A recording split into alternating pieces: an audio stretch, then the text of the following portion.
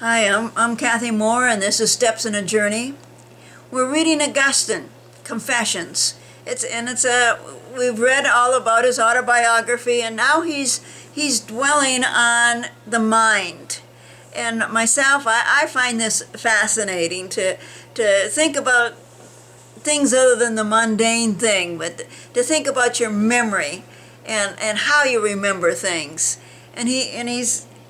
We're talking about that. This is chapter 10 in Confessions, and we're starting on book 10 of Confessions, and we're starting on chapter 6. And he starts out with a prayer. I love you, Lord. And we're reading from this translation of the Confessions by Mark Henninger Father Mark Henninger writes the foreword. I love you, Lord, without any doubt, but with assured certainty.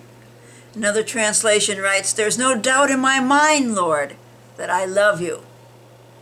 There's no doubt in my mind, Lord, that I love you. You've stricken my heart with you. You've stricken my heart with your word, and I love you. Yes, also heaven and earth and all that is in them on every side bid me to love you. They will not cease to say so to everyone, so that they are without excuse. But more profoundly, you will have mercy on whom you will have mercy, and compassion on whom you will have compassion. Otherwise, the heaven and earth speak your praises to deaf ears. But what do I love when I love you? Not the beauty of bodies, nor the fair harmony of time, nor the brightness of the light, so gladsome to our eyes, nor the sweet melodies of various songs, nor the fragrant smell of flowers and ointment and spices, not manna and honey, not the limbs that physical love likes to embrace. Is none of these that I love when I love you, my God. Yet, I love a kind of light, a kind of melody, a kind of fragrance, a kind of food, and a kind of embrace when I love my God. The light, the melody, the fragrance, the food, and the embrace of the inner man, where there shines into my soul what space cannot contain. And these sounds what time cannot carry away. I breathe a fragrance which no breeze scatters. And I taste there what is not consumed by eating.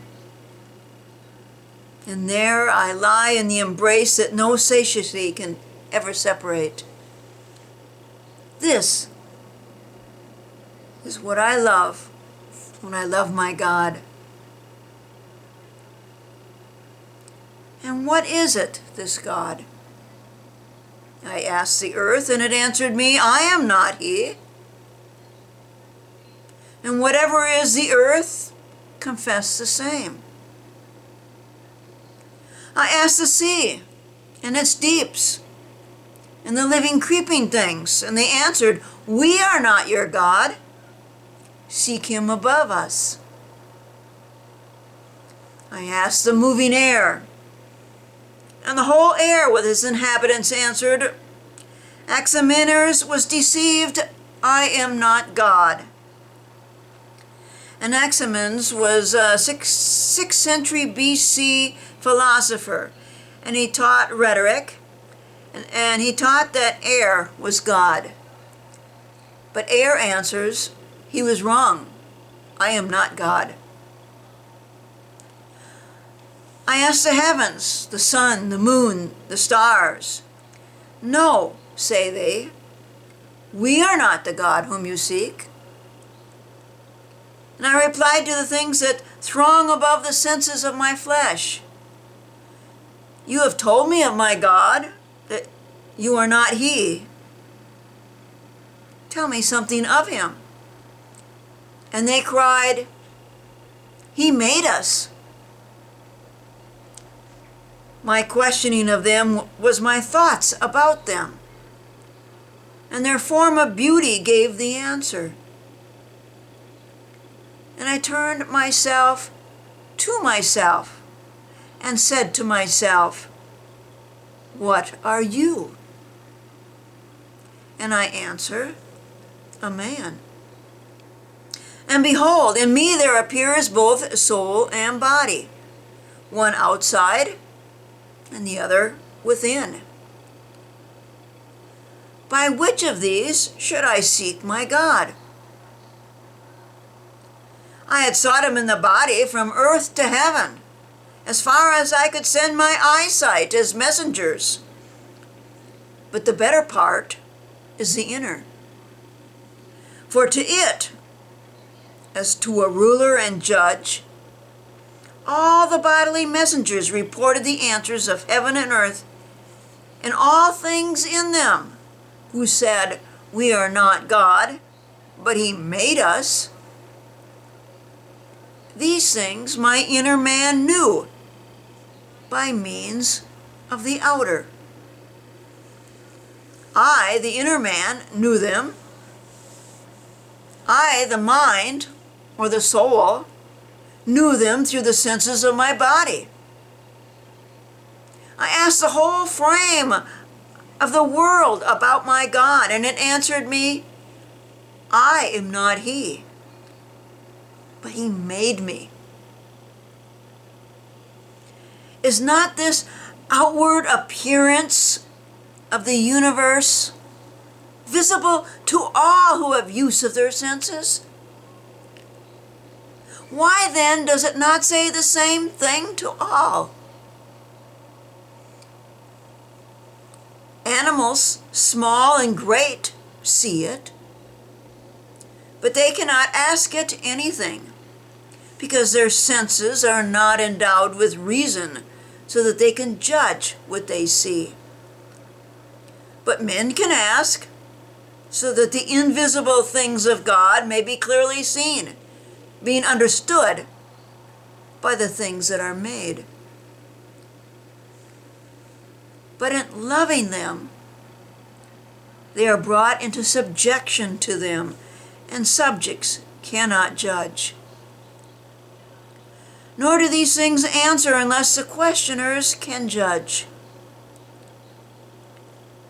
The creatures do not change their voice. They do not appear one way to this man and another to that, but appearing the same way to both. They are dumb to one and speak to the other. Rather, they speak to all, but only those who understand, who compare the voice received externally with the internal truth. For truth says to me, neither heaven nor earth nor any other body is your God. This, their very nature says to him who sees them, they are a mass. A mass is less in part than the whole. Now I speak to you, O my soul, you are my better part. For you quicken the whole mass of my body, giving it life. No body can give life to a body, but your God is the life of your life.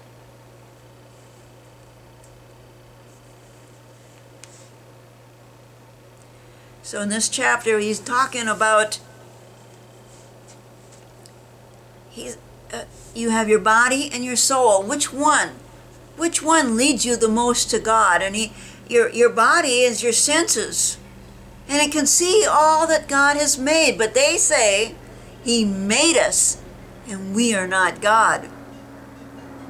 We are not God. He made us. And even the animals recognize God. I know I had a feral kitty, and it just fascinated me. I was able to tame the girl down. The boy I never did. And she would come in my house every once in a while, and I put a towel down on one couch, and she would lay on that couch. And sometimes she would go up my spiral staircase to the top step and lay there. And when I prayed, she came and sat right next to me. And when I felt the Holy Spirit fill me, she was right there on my lap. She felt that Spirit of God as well as I did.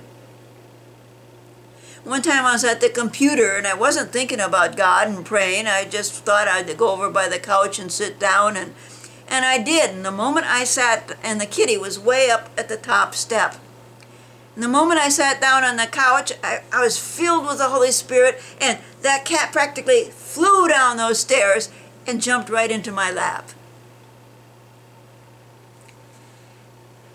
Lots of times, wild animals are more closer to God than we are, because they depend on him completely, whereas tame animals depend on us. So we'll continue on chapter 7 now. Book 10, chapter 7. What do I do then when I love God? The last chapter was talking about what is God that I love. What do I do now when I love God? Who is he who is so high above my soul? By my very soul I will ascend to him. I will soar beyond that power by which I am united to my body, filling its whole frame with life. But I do not find God by that power. For then so would horse and mule that have understanding find him, for it is the same power by which their bodies live. But there is another power, not only that by which I am made alive, but that too by which I imbue my flesh with sense, or by which I give perception to my flesh, which the Lord has made for me, commanding the eye not to hear, and the ear not to see, but commanding that the eye that I should see through it, and the ear that I should hear through it, and the several other senses, what is to each their own proper place and functions. Through these different senses, I, as a single mind, act. I will go beyond the power of mine too. For the horse and mule also have this power, for they also perceive through their bodily senses. So we have to go beyond the power that both the animals and ourselves share. So chapter 8. And here he's talking about the memory. I will move on then, beyond this power of my nature, rising by degrees to him who made me. And I come to the fields and spacious palaces of my memory, where the treasures of innumerable images are stored, brought there from all sorts of things perceived by the senses. Further, they're stored up in my memory. Whatever thoughts we think, either by enlarging or diminishing, or changing in any other way those things which the senses have brought in, and whatever else has been committed and stored up, which forgetfulness has not yet swallowed up and buried.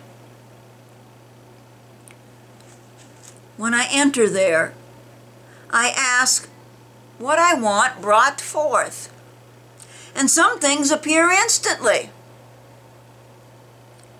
Others must be sought after longer, and are brought, as it were, out of some inner storage place.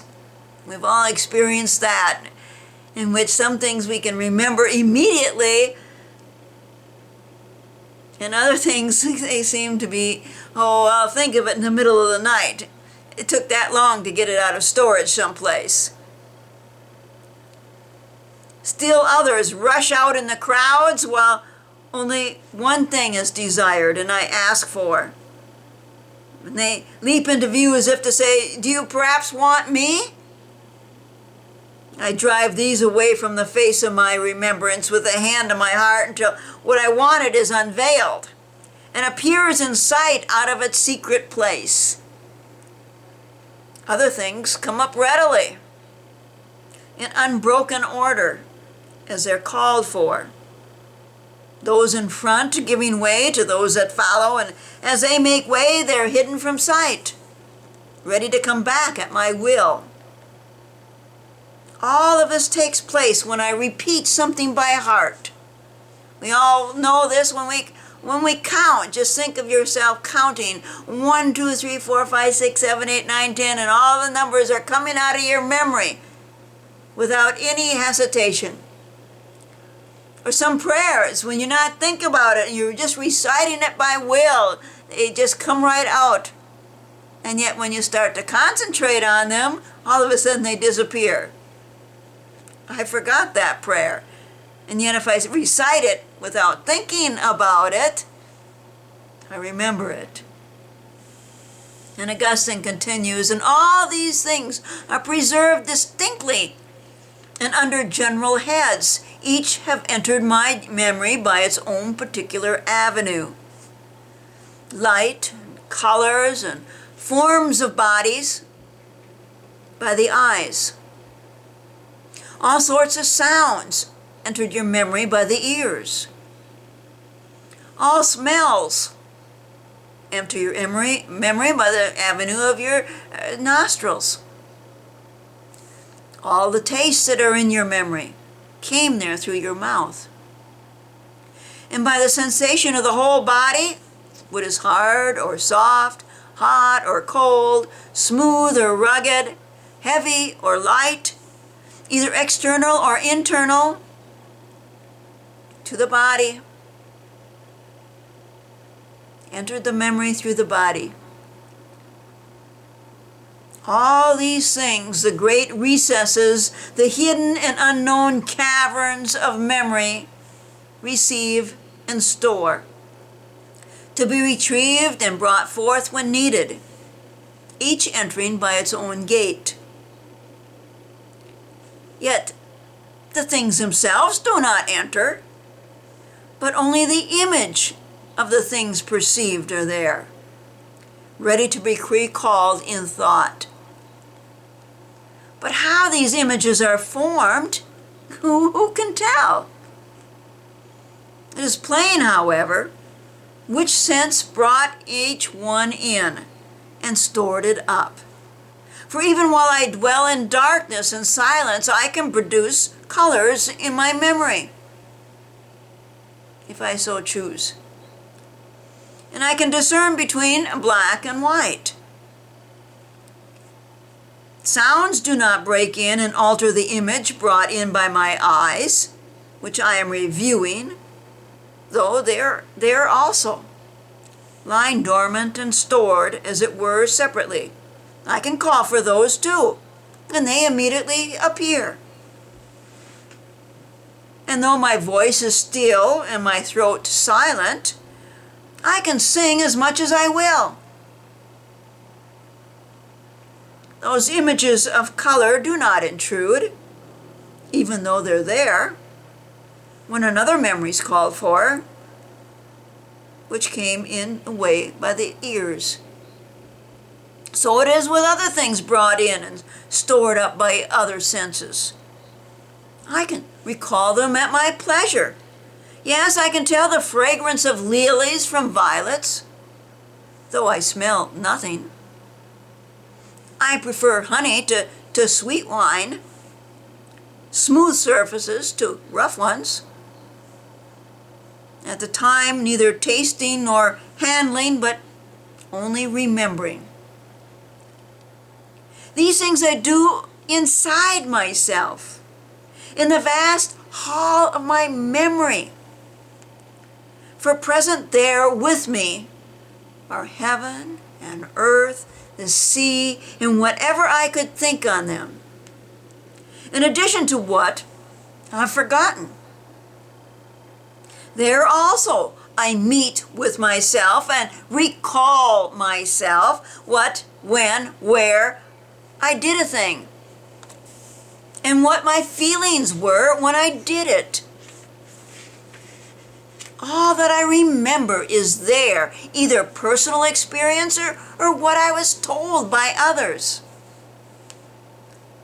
Out of the same store, I continually combine with the past fresh images of things experienced, or what I have believed from what I have experienced. From these I can project future actions, events, and hopes. And I can reflect on all these again in the present. I say to myself in that great storehouse of my mind, filled with the images, so many and such great things, I will do this or that, or this or that will follow, or would that this or that might be,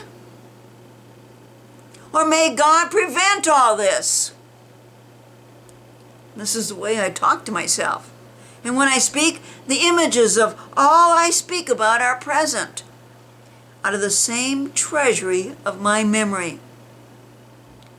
I could not say anything at all about them if their images were not there. Great is this power of memory, exceedingly great. Oh my God, a larger and boundless chamber.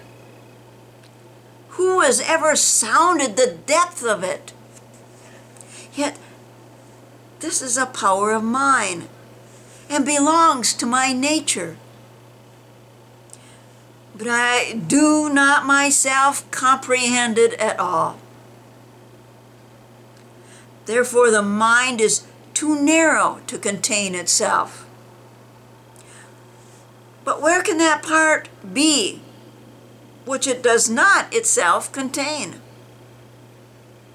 Is it outside it and not inside? How then does it not comprehend itself? Great wonder arises in me. I am stunned with amazement at this.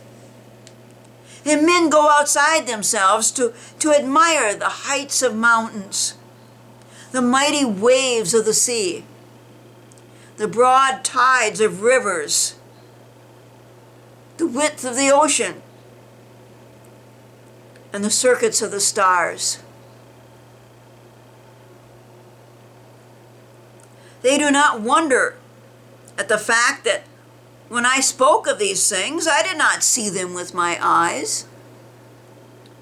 Yet I could not have spoken of them unless I then inwardly saw with my memory the mountains, the waves, the rivers, the stars, which I have seen, and that ocean which I believe to exist, and with the same vast spaces between them as if I saw them outside myself.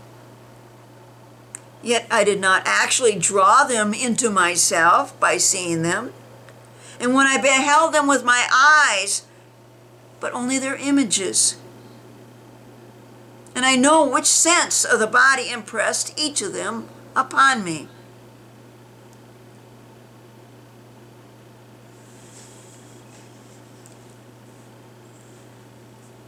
And so he asks, how can we comprehend our memory when it's all there? How come we can't understand it when it's all there? Was there? There's something outside it? But no, there isn't. Everything is there. And the images are there. And we can think about them and dwell on them. Because the images are in our memory. And we can recall them at will. So chapter 9. Book 10, chapter 9. Yet these are not at all the immeasurable capacity that my memory retains. Here also is all that I have learned of the liberal sciences, and have not yet forgotten, removed, as it were, to some inner place which is yet no place. In this case, it's not the images which are retained, but rather the things themselves. For whatever literature, whatever art of debating, however many kinds of questions I know, they exist in my memory as they are. I have not taken in their image and left out the thing itself. It's not as though it had sounded and passed away like a voice retained in the ear, which can be recalled as if it still sounded when it no longer sounds. Nor is it like an odor that evaporates into the air as it passes, affecting the sense of smell, and from it carries an image of itself into the memory, which we renew when we recall it. Nor is it like food, which verily has no taste in the belly, but yet is still tasted in some way in the memory. Nor is anything which the body feels by touch, and which the memory still conceives when removed from us. For those things themselves are not transmitted into the memory, but the images are caught up and stored with an admirable swiftness, as it were, in wonderful cabinets, and from these wonderfully brought forth by the act of remembering. And he talks about our memory as little cabinets with drawers, and they store all these things. And nowadays we think of them as our memory as a huge computer. And which part of the computer is that little section? And I know that person's name. Now if I can just find where I stored it in my memory. But that's different when you talk about your thoughts, your liberal sciences. And so that's what he's talking about now. And we're now going into chapter 10. But now when I hear that there are 3 kinds of questions, whether a thing is, what it is, and what kind it is. We used to play that game in my French class. We had to guess with just yes or no answers by the teacher. First of all, is it an animal, mineral, or vegetable? We had to guess, is it what color it is? Does it have a color? And so whether a thing is, what it is, and what kind it is.